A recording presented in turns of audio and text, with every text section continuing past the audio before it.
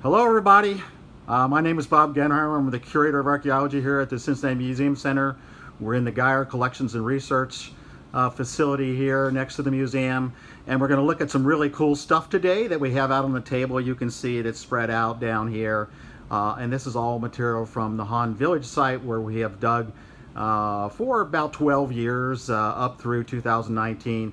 And to tell us all about these goodies is Tyler Swinney that you see in the frame. So Tyler is the tribal liaison, NAGPR coordinator. He has been at digging at the Hahn site for at least 10, 12 years, maybe 11. So he's going to tell us all about this stuff. So Tyler, go ahead. Good morning. Like Bob said, my name is Tyler Swinney. I'm the NAGPR coordinator, tribal liaison, and archaeology collections manager for the Cincinnati Museum Center. One of the biggest questions that we receive from our colleagues in the general public are what happens to artifacts after the excavation. So everything we have out on here on the table is from one feature. It's feature 385, which was a deep refuse-filled storage pit, meaning that its initial function was to serve as a discrete underground silo or storage facility for agricultural and collected commodities. Regardless, after it was no longer useful as a storage facility, it was used as a locality to dispose of everyday domestic and habitational refuse.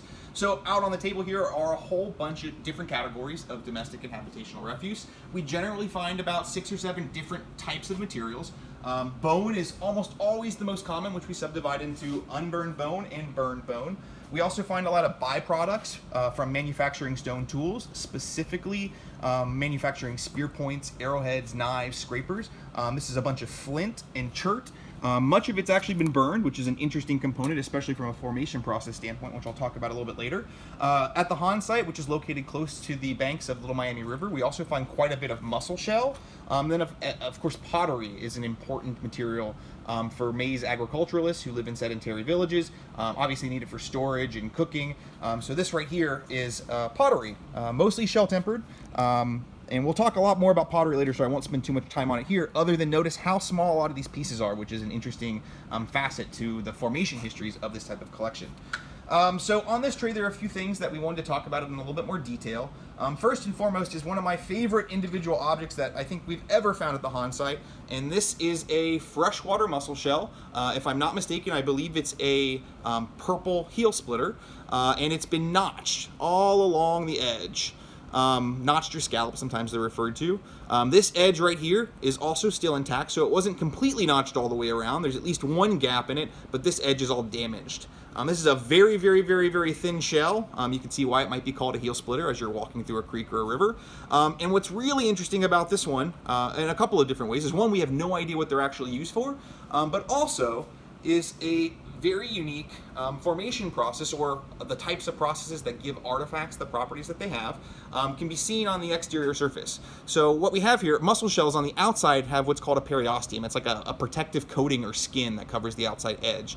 And on this one, there's a big area where that's been worn away. That's probably associated for whatever use this tool was used for. And you can see when holding it like this, that's where the wear from the person's fingers would have worn into it and completely abraded away that periosteum. So a scalloped, notched shell from a freshwater locality nearby that served a function that we have no idea what it actually is. A very, very, very interesting artifact. While we're on the subject of mussels, it's also important to note some of the other types of species that we find. The most prevalent one that we see far and away is this guy right here. These are very, very big, hardy, thick, durable mussel shells. They're called 3-ridge mussel shells because of these 3 pronounced ridges on the exterior surface. This one also still has a preserved periosteum.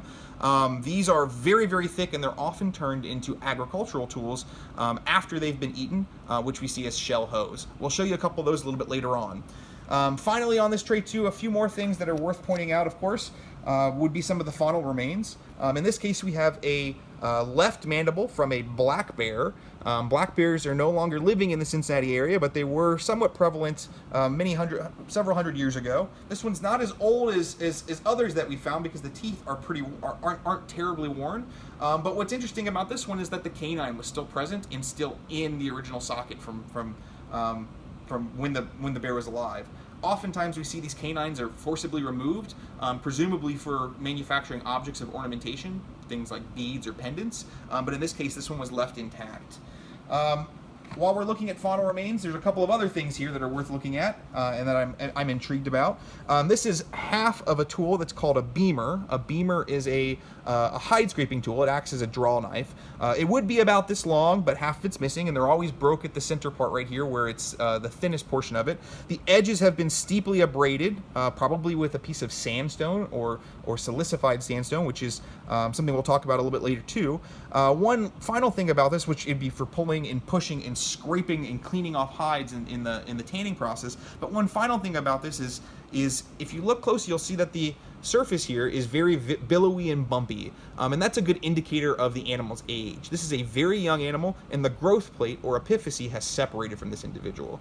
I'm very interested in formation processes, particularly with animal remains, and another great example of that are predatory bites, gnaw marks from dogs that we find on many of the bones from the Hahn site. So this right here is a bone from a turkey, and if you look closely, all of these indentations are from dogs chewing on and scavenging the domestic refuse, the trash that's lying around the village. And in this case, they found a nice turkey bone and did quite a bit of extensive damage to it. There's another piece in here too that shows the same thing, but what separates this one from the one that we just saw is that this one was cut, it was scored all the way around, and it was snapped. So a section of this bone was removed, possibly for making a bone bead, before it was discarded and then chewed up by a dog.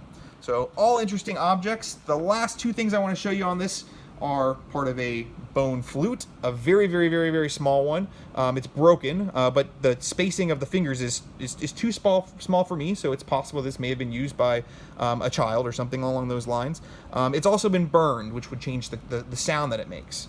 And then finally, one last thing is a very, very, very nice arrow point. This is the primary weapon or hunting tool that we see at 40 ancient villages. This is made from flint. It's a very well made one with a flat base. It's still sharp to this day. And in an earlier time period, often these are serrated or notched along the edges. But let's keep moving on so we can take a look at some of the other interesting artifacts that we found from the Hahn site. On this tray, a couple of things to note are the size of all of the mussel shells that we see.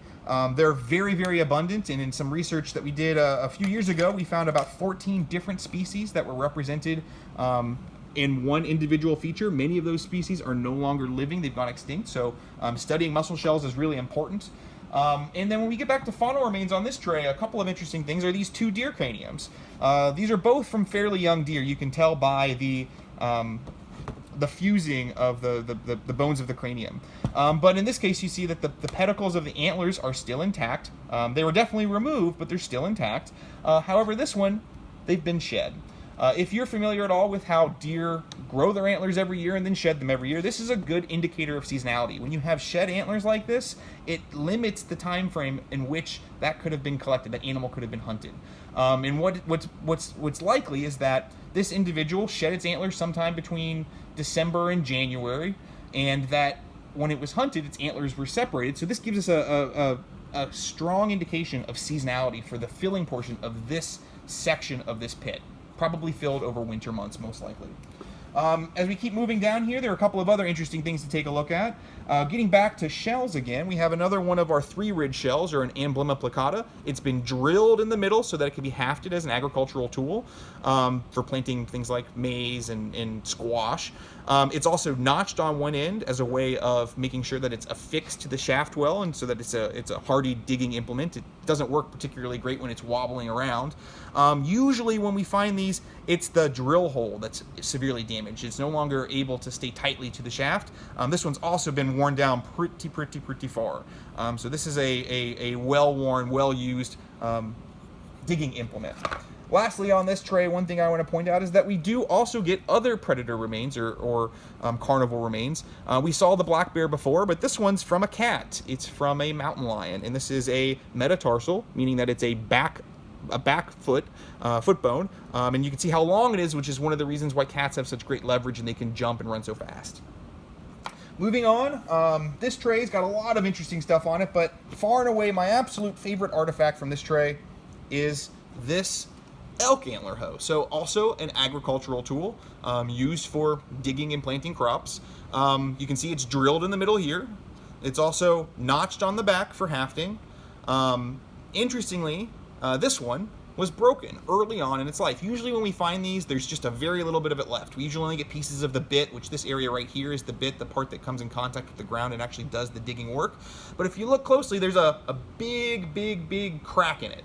And at some point, probably very early after this was manufactured, this elk antler hoe was broken.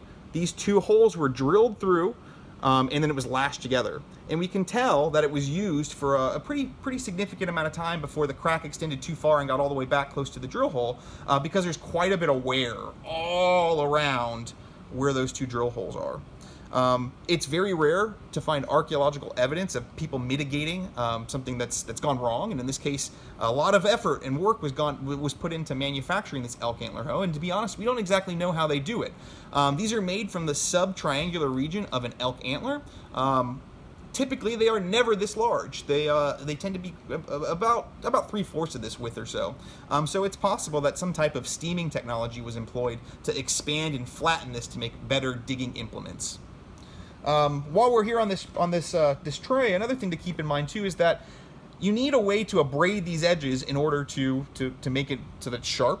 And what we usually find that indicates that type of work are silicified pieces of sandstone or cemented sandstone. These are non-local materials usually in the Cincinnati area. However, there is one major outcrop of it near Marymount, Ohio, which is a product of the Illinoisan glaciation, where all the sand that was sorted as backwaters and waters came from the melting glaciers, all cemented into one real thick deposit. If you look closely, there's a big groove on this. That groove was probably used for sharpening bone implements like needles and awls. And obviously Native Americans living in this area 500, 600, 700 years ago needed clothes. And this is the type of tool that they would have used in order to sharpen the implements that they would have used for sewing and perforating clothing. Implements like these two were probably also used for sharpening the edges of other bone tools like the elk antler hoe that we have here. As we get towards the end of the material from this feature that we've pulled out, I wanted to emphasize some of the pottery that we found. This feature has at least 4 individual separate vessels. There is a small vessel here, a small little globular jar, probably for cooking or storage. This doesn't have any attached handles to it right now, but there is one area here where we can see that a small handle was attached, and it's pretty small, so it might have been a loop handle or a very thin or small strap handle. Also in this feature is a much bigger vessel. This vessel is found in parts, and we've done a little bit of preliminary reconstruction work to get an idea of its overall size. This is almost certainly a storage vessel based on how big it is. Each section that's been glued together are from individual proveniences within the feature, so there's no intermixing, and they're all marked and labeled. However, there are a lot of other pieces of these vessels that are on these other trays that we haven't separated yet, and we won't separate until they've been cleaned and completely cataloged. What's really unique about this vessel, and what's interesting about it is how well it's preserved first and foremost, but it also has very thin strap handles that connect just below the rim and also just above the shoulder. It has a neck that's plain. It's not been incised or decorated. Occasionally on vessels like this, we'll see punctates above the strap handles. Sometimes we'll see incised lines or punctates on the neck, but the fact that it's plain and that we have a very thin strap handle is a good indicator of approximately how old this is. These types of characteristics on pottery are called diagnostics, and these are usually attributed to the Madisonville phase of the 4th ancient cultural tradition, which would be after about 1400 or 1450 and extends all the way up to around 1600 or 1650. So there you have it. We have a whole bunch of really interesting artifacts from the Hahn site. All this material has been water screened and sorted into its component parts, and it's awaiting a final cleaning before it's completely cataloged and stored, from which it'll be made available to the general public for exhibition, and then of course researchers. So it'll be available for research if scientists working at local universities are interested in looking at faunal collections or pottery or whatever it may be. All that will be made available to them. Thanks for coming. Okay, thanks, Tyler. So you all have a happy Ohio Archaeology Month, and just look at all this stuff for one feature. We'll talk to you all later.